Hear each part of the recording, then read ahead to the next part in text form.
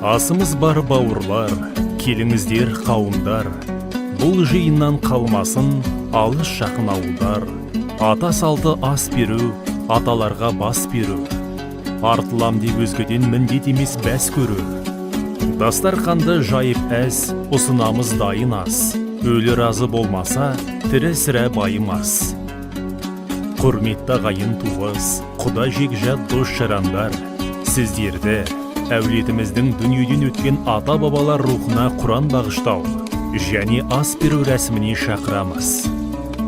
Өтетін күні 2024 жылдың 26 қазан күні сағат 12:00-де басталады.